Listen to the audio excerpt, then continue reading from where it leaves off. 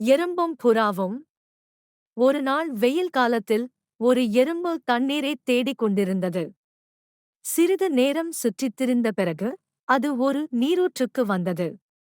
நீரூற்றை அடைய அவள் ஒரு புல்லின் மீது ஏற வேண்டியிருந்தது.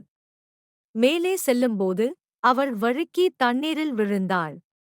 அருகிலுள்ள மரத்தில் ஏறும் புறா அவளைப் பார்க்காவிட்டால் அவள் மூழ்கியிருக்கலாம்.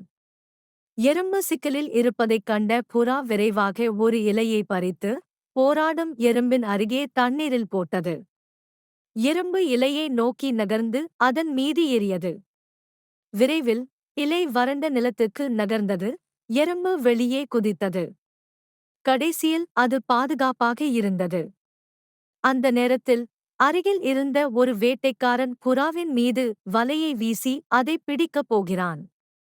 அவன் என்ன செய்யப் போகிறான் என்று யூகித்து, எறும்பு விரைவாக அதன் குதிகாலில் கடித்தது. வலியை உணர்ந்த வேட்டைக்காரன் தன் வலையை விட்டான். புறா விரைவாக பாதுகாப்பாக பறந்து சென்றது.